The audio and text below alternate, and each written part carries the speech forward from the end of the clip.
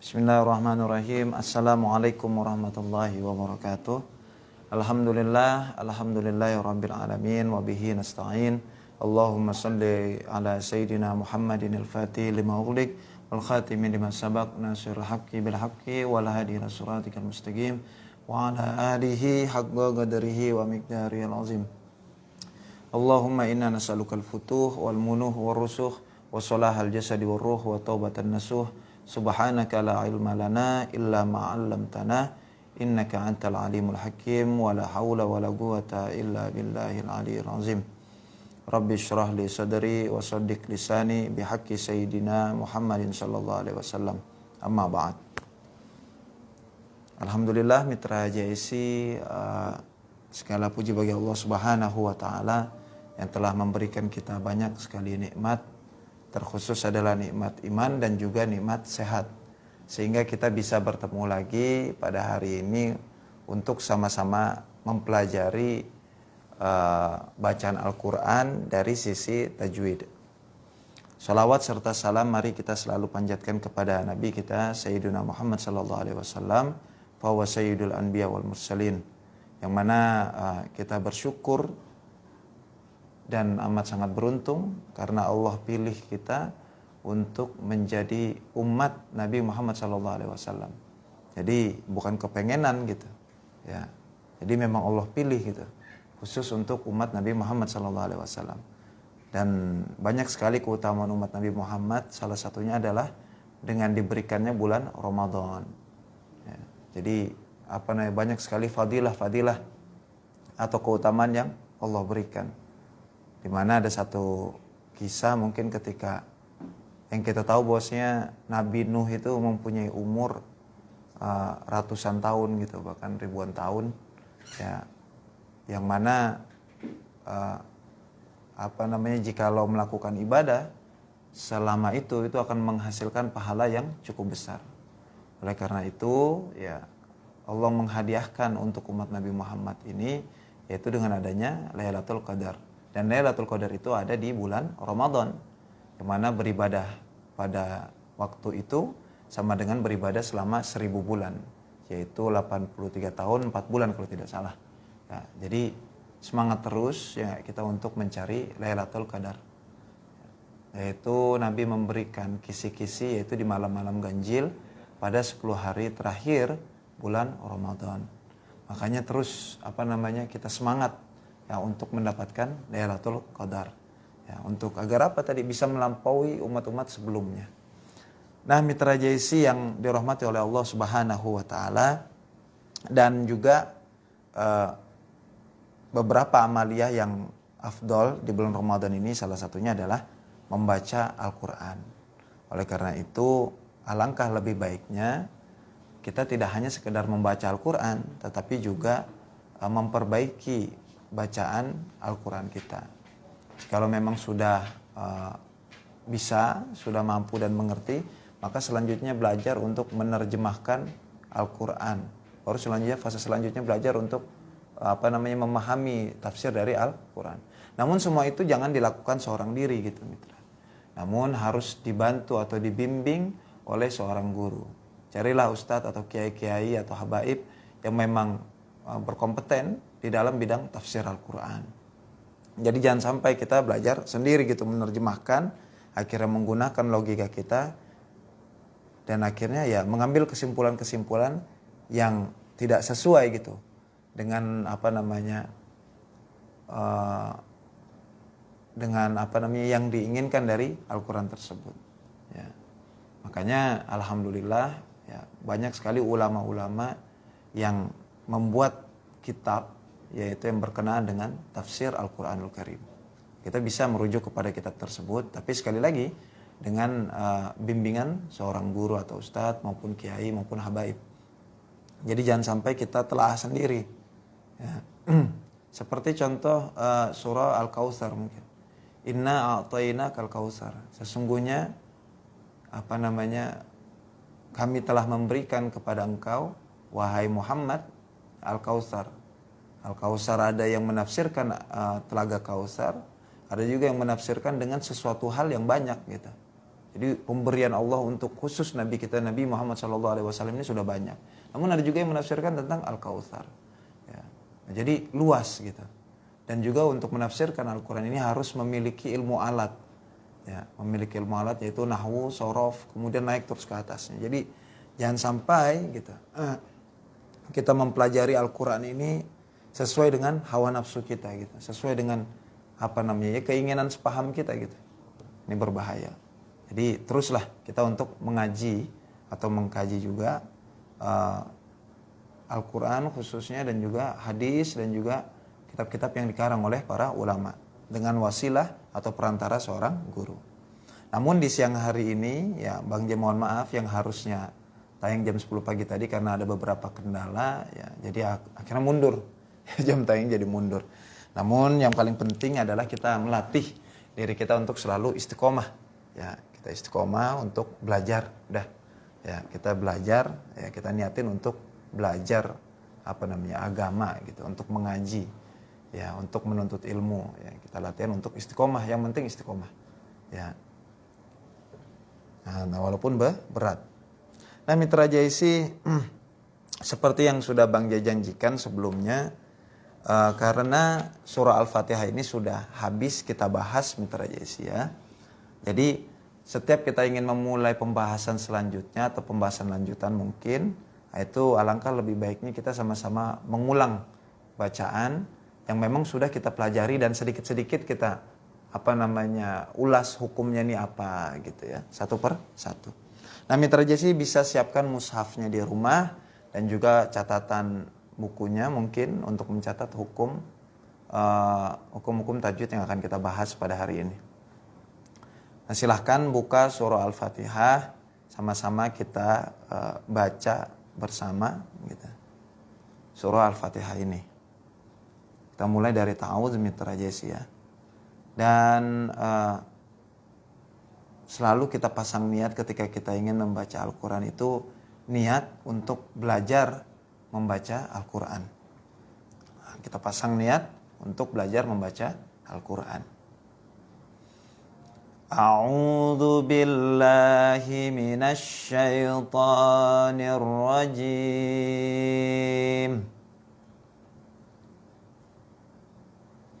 Bismillahirrahmanirrahim. Nah, bismillah, millah ini lam tipis. Ya, lam merokokoh. Kemudian Ar-Rahman itu idgham syamsiyah. Karena termasuk huruf-huruf syamsiyah.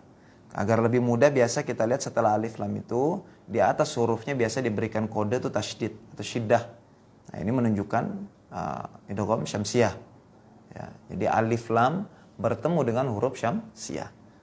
Jadi harus dimasukkan cara membacanya. Ini harus kita sering ulas agar sering diulang nanti lama kelamaan ya udah kita akan bisa hafal sendiri gitu. Ar-Rahim juga sama ra-nya. Kemudian Ar-Rahman di sini itu mad tabi'i Mitra JC ya. Jadi kalau untuk standar mad tabi'i ini ya minimal lah kita belajar tajwid ini itu mad tabi'i itu minimal harus tahu lah gitu. Panjang ketukannya 2 harokat. Kemudian kenapa sebabnya bisa dikatakan mad tabi'i? Paling standar mad tabi'i lah. Kita harus tahu, kenal, oh ini mad tabi'i. Kemudian Ar-Rahim. Nah, ini hukumnya adalah mad arid lis-sukun. Ya. Jadi jikalau ada mad tabi'i atau mad lain sebelum waqaf, nah ini hukumnya adalah mad arid lis-sukun. Bagaimana cara membacanya? Boleh 2 ketukan atau 2 harokat, boleh 4 ketukan, boleh 6 ketukan. Ya. Yang afdol adalah 6 ketukan, dibaca panjang. Ar-Rahim.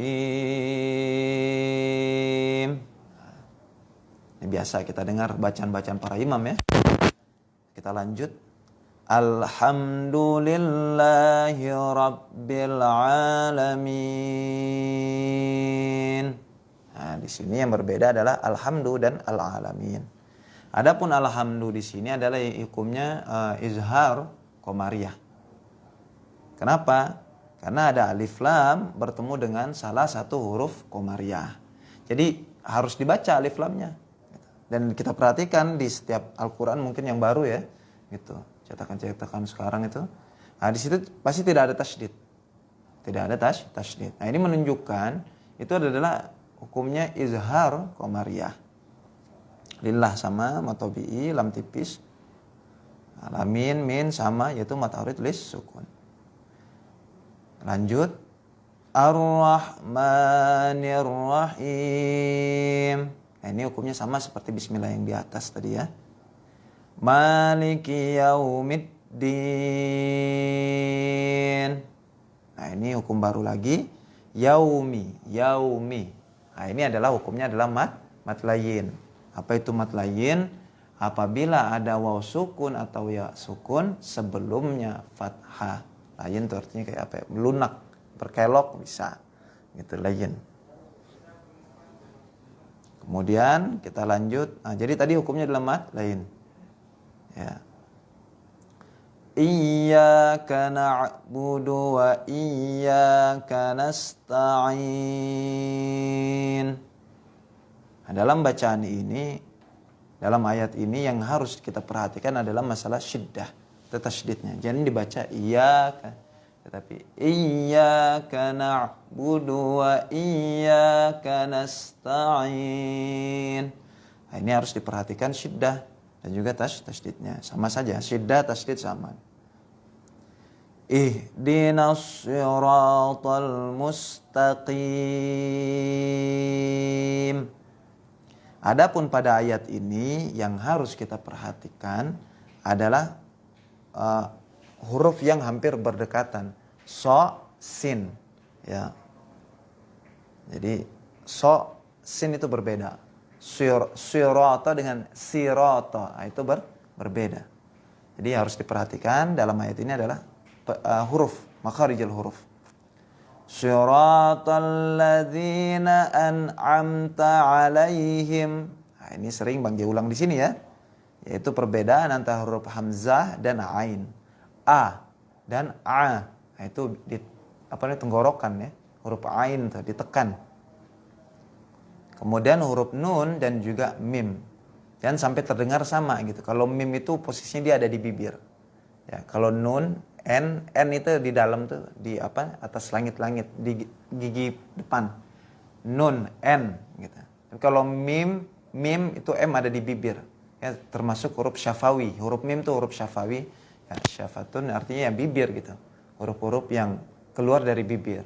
Mim, ba, itu huruf syafawi. Gitu. Ma, mim, mu. Ya, jadi harus dibedakan. An, am. Itu berbeda antara nun. Dari dengar aja sudah berbeda. Itu mim semua berarti. Atau nun semua. Anta. Ya, itu nun semua. Harus diperhatikan. Kita lanjut. Ghairil maghdubi alaihim waladdallin. Nah, dhalin di sini adalah hukumnya mad lazim musaqal kilmi. Ya. Jadi berat.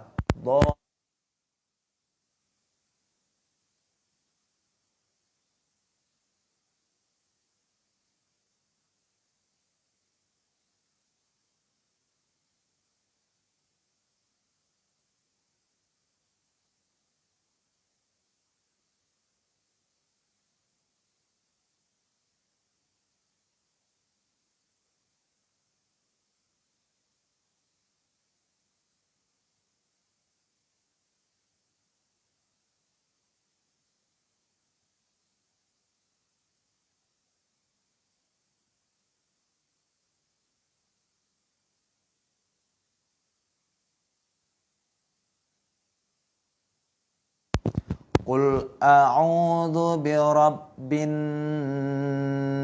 nas. Ini mat tabi'i sudah kita bahas. Birabbi, ro di sinilah yang disebut dengan ro mufakhamah atau ro tebal. Nah, Bang Jai merujuk hukum tajwid ini dari kitab ilmu tajwid yang dikarang oleh Kiai Haji Imam Zarkashi. Jadi kemarin sudah kita bahas beberapa hukum ra, yaitu ra cara membaca ra yaitu ada tiga macam. Ya. Jadi secara keseluruhan hukum ra ini ada 3 macam. Ada ra yang ditebalkan, ra yang dibaca tipis dan boleh dibaca tebal maupun tipis. Namun pembahasan sebelumnya yang kita bahas adalah ra yang dibaca tebal. Ya. Karena kemarin belum selesai, maka kita lanjut pada hari ini. Jadi hukum ra sendiri, ya, hukum ra, ya di tengah mungkin kita tulis sini aja ya. Hukum ra, hukum ra. Nah, itu dibagi menjadi 3, gitu. Yang pertama ra tebal, baru yang kedua adalah ra tipis. Yang ketiga boleh dibaca tebal atau tipis. Maksudnya boleh dibaca tebal atau boleh dibaca tipis. Nah, ini pembagian ra. Mitra Jaisi. Namun yang kita bahas hari ini adalah ra tebal. Apa saja ra tebal itu? Ya, sebelumnya sudah kita bahas. Nah, kita bahas ra tebal. Ra tebal atau ra mufakhamah. Ini istilah saja. Kalau memang susah menghafal mufakhamahnya ya udah ra tebal gitu aja lah. Ya. Ra mufakhamah. Mufakhamatun. Ya. Ini ra. Ra mufakhamah. Yang pertama yang sudah kita bahas sebelumnya yaitu adalah ketika ra tersebut berharokat fathah. Ra fathah atau berharokat. Yang enak berharokat ya. Berharokat biar lebih paham. Fathah. Nah, fathah posisinya di atas. Nah, ini jangan sampai juga kita di dalam belajar Al-Quran itu tidak mengenal istilah-istilah yang ada di dalam Al-Quran. Ada fathah, ada kasroh, kemudian ada dhammah, sukun. Nanti kalau garis 2 namanya fathatain. Nah, ini fathah ya, satu ini fathah. Jadi soalnya Bang J banyak menemukan gitu. Khususnya di era sekarang gitu ya. Di era 90 ke bawah, banyak beberapa pemuda-pemuda yang tidak mengerti istilah-istilah di dalam Al-Quran.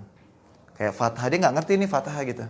Ya, atau dia nggak mengerti kasroh itu apa sih gitu. Ini kan dasar banget. Jangan sampai kita tidak mengerti. Nah, jadi fathah itu posisinya di atas. Ya. Apa contohnya ya? Robbana misal. Robbana. Ini kita mengulang sedikit saja mitra ya. Ini ro cuman berharokat fathah. Kemudian selanjutnya adalah ro berharokat dhammah. Nah, ini dhammah istilahnya. Dia seperti angka 9 ya, dan posisinya ada di atas. Contoh di sini apa? Ruziqna. Boleh. Ruziqna. Nah, lihat perhatikan ini dhammah. Ini dibaca tebal. Ro, ru. Nah, dibaca tebal. Lalu kemudian yang ketiga yaitu adalah ro sukun. Ro sukun. Nah, ini istilah lagi. Nah, jangan dibuat pusing ya. Ro sukun. Sukun itu artinya mati ya, atau ya sebenarnya dalam bahasa Arab ya menetap gitu. Sakana yaskunu gitu, atau tenang. Ya karena biasanya orang kalau udah meninggal itu kan tenang, tidak ada beban ya kan. Tidak, ya udah nggak mikirin apa-apa, ya udah meninggal wafat gitu. Makanya cuman dalam istilah bacaan Quran itu kita istilahnya ya mati aja gitu. Sukun. Nah, itu ada tandanya begini atau kadang tandanya bulat begini. Ya, ada macam-macam. Tapi yang standar ya biasa kadang yang begini, kayak koma gitu. koma ataupun bulat. Ini sukun. Ya, artinya mati gitu. Jadi ro sukun. Ya, itu gambarnya ya begini ro sukun. Ro sukun. Ya. Contohnya apa? Namun ya karena ini bicara ro tebal ya. Sebelumnya ada huruf yang berharokat fathah maupun dhamma. Sebelumnya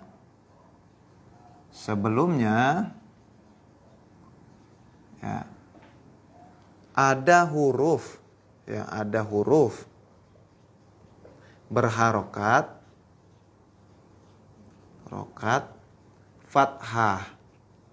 Ini harus paham ya, atau dhamma. Contoh, jadi apabila ada ro sukun, ini tanda sukun ya, Bang jelaskan tanda sukun, baru ini ro sukunnya. Sebelumnya ada huruf berharokat fathah ataupun dhamma. Contoh yang di sini adalah Maryam. Nah, ini kalimat Maryam ini sering kita ini ya, Sayyidatina Maryam. Maryam. Jadi jangan dibaca Maryam, tapi Maryam. Kelihatannya tebal gitu. Maryam. Nah, ini ibunda dari Nabi Isa alaihissalam. Sayyidatina Maryam. Ya. Gitu. Kemudian yang D, yang keempat ya. Di sini ada 5 macam ro tebal. Apabila ada ro sukun lagi, ro sukun, ya. Sebelumnya kasroh.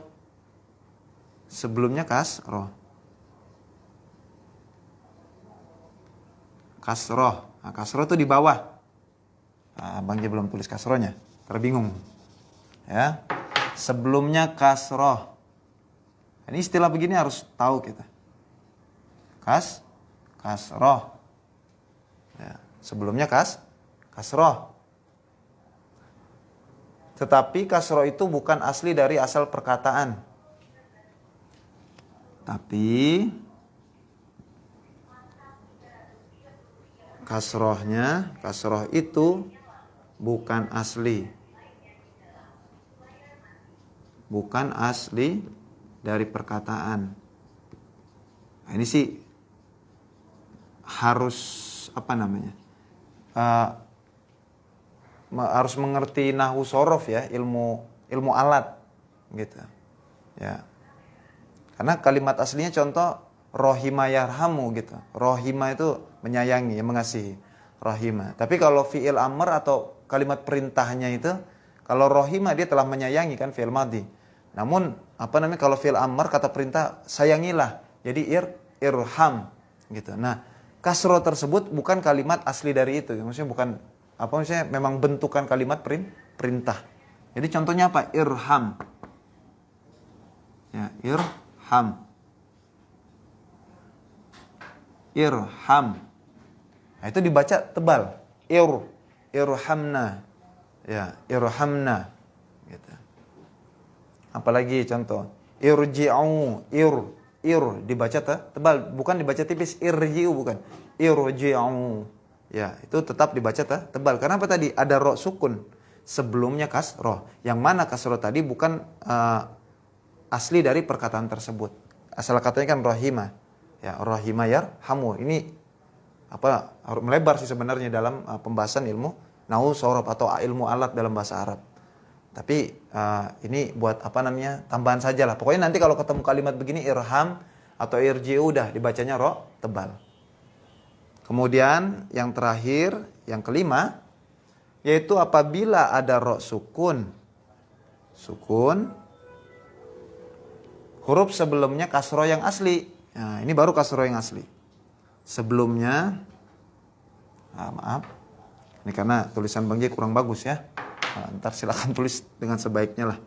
Sebelumnya kasroh. Sebelumnya kasroh. Bang J tandain langsung gini aja. Ntar lama-kelamaan mungkin Bang J di awal tulis ini kasroh. Tapi ntar pembahasan selanjutnya Bang J langsung ngasih kode aja.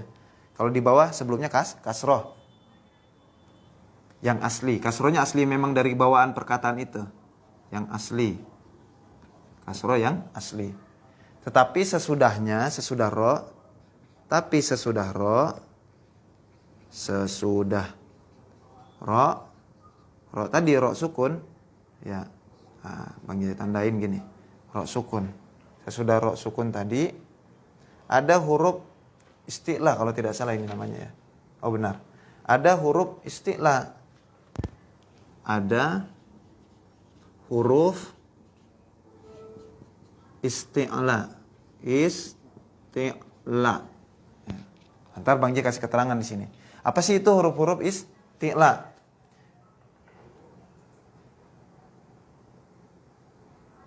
Yaitu huruf-huruf yang berat. Huruf isti'la. Huruf isti'la. Isti'la. Yaitu huruf yang berat. Huruf yang tinggi ataupun berat. Isti'la itu apa? Tinggi. Ya, meninggikan huruf yang tinggi. Secara bahasa ini. Namun secara pengucapan istilahnya kita bilang berat lah ya untuk diucapkan. Atau berat. Ya, huruf-huruf isti'la. Dan huruf isti'la ini biasa disingkat ya. Khusso dog tingkis ya. Huruful isti'la itu jadi ada di dalam dunia untuk menghafal istilah Arab itu dibuat singkatan. Ya, itu budaya metode lah. Ya, jadi hurufnya adalah kha, so, do, ghain, ta, qa, qaf, kemudian zot. Abang ditulis di sini huruful isti'la. Huruful isti'la. Isti'la'i. Ya. Mudhaf ilaih ini. Khusso do tingkis. Khusso ini disingkat ya. Khusso do ting.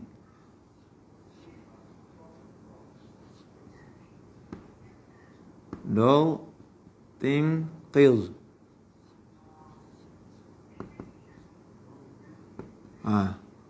Khusso do tingkis. Ini kalau disingkat. Tapi kalau kita pecah secara satu-satu hurufnya yaitu kho. Kemudian so, sot, do, kemudian ghain, kemudian ta, kemudian qaf, kemudian za. Inilah huruf-huruf isti'la. Jadi ketika ada ro sukun, kita kembali lagi tadi sebelumnya kasroh yang asli. Tapi setelah huruf ro tersebut ada huruf isti'la. Salah satu dari huruf isti'la ini. Contohnya adalah apa? Kirtosun. Kirtos ini memang aslinya dari bahasa Arab. Dia isim termasuk isim gitu. Isim tuh nama benda gitu. Isim jamid ya. Isim jamid itu nama benda-benda mati gitu. Yang kadang isim itu tidak terbentuk dari kata kerja gitu. Ada beberapa isim yang tidak terbentuk dari kata kerja, memang bawaannya udah di situ aja kirtosun gitu. Artinya kertas. Ini sih ilmu alat gitu mitra ya. Kita nggak usah panjang lebar nanti malah pusing. Ya, kirtosun. Ya. Kita perhatikan di sini. Kirtosun. Jadi kalau irham ini nih hamzanya ini untuk kalimat perintah. Ya, cuman aslinya itu 3 huruf. Rohima. Ini nih nggak ada. Ini buat perintah aja. Jadi terbentuk karena ada kondisi perubahan. Istilahnya perubahan dalam ilmu sorof tuh sorof tuh artinya kan perubahan dalam ilmu sorof tuh perubahan kata gitu. Nah ini bukan asli. Tetapi kalau kirtos itu udah asli bawaannya gitu maksudnya. Agak di bawah dikit. Kirtosun. Kirtosun. Nah. Ada ro sukun. Sebelumnya kasroh. Berharokat kasroh. Cuman kasroh ini nih asli. Emang dari sononya gitu. Kirtosun. Bukan perubahan. Ini gak perubahan. Bukan. Kemudian setelahnya ada huruf isti'la. Ya. Udah pokoknya begitu saja. Ya, soalnya kalau ntar dijelasin sampai ke ilmu alat malah melebar. Kita saat ini sedang fokus ke tajwidnya. Jadi kalau melihat kirtos, yang gampang begini aja lah. Kalau misalnya nanti menemukan ada hamzah begini nih, walaupun tidak semua gitu ya. Umumnya ini kalimat perintah dan ini berarti bukan asli. Gitu. Ighfirli, nah, itu perintah tuh. Asal katanya ghafiro ya, Bang Jai lupa kan?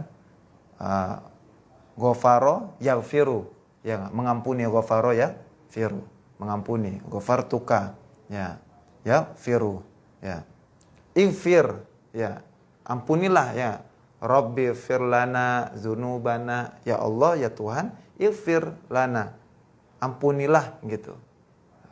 Dosa-dosa kami. Nah, hamzah yang ada di ighfir itu sama contohnya seperti ini, itu nggak asli gitu. Namun dia nggak asli, cuman setelahnya bukan huruf isti'la, maka tetap dibaca tebal. Begitupun kirtosun, nah ini beda lagi, ini asli bawaan, artinya kertas. Kirtos itu artinya kertas.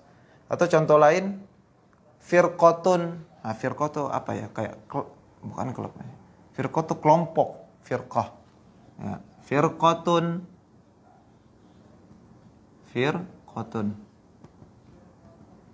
nah, ini asli kasrahnya. Emang isimnya begitu. Ya. Dan setelahnya ada huruf isti'la. Apa? Huruf qaf. Jadi kita harus mengetahui ya, apa istilah-istilah yang ada di dalam ilmu tajwid. Nah, ini huruf isti'la khussodok tinqis. Ya, disingkat yaitu kha, so, do, ghain, to, qaf dan juga huruf zat. Nah, ini lanjutan kemarin.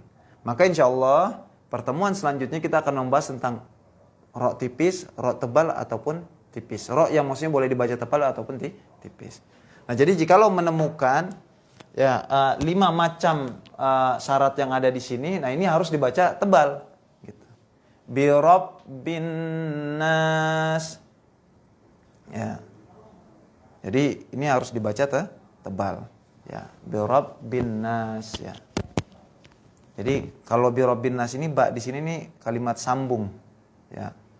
Dia huruf jar yang mengkasrohkan isim lah. Aslinya kan Rabbun itu artinya Tuhan. Bi Rabbi, ya, dengan Tuhan gitu. Nah, cuman diterjemahkan di sini aku berlindung kepada. Jadi bi itu kadang bisa dengan, bisa kepada, ya. Kalau diterjemahin ke bahasa Indonesia. Jadi itulah menariknya mempelajari bahasa Arab gitu. Kalimatnya singkat, cuman kadang artinya yang luas kalau kita terjemahkan ke dalam bahasa Indonesia. Belum nanti ada istilah-istilah di dalam bahasa itu yang benar-benar kalimatnya simple cuman maknanya dalam gitu. Makanya kalau kitab kuning itu diterjemahkan ke dalam bahasa Indonesia itu biasanya yang sebenarnya kitabnya cuman kadang 20 lembar mungkin. Itu kalau ditranslate ke Indonesia dengan bahasa yang sesuai gitu ya. Itu bisa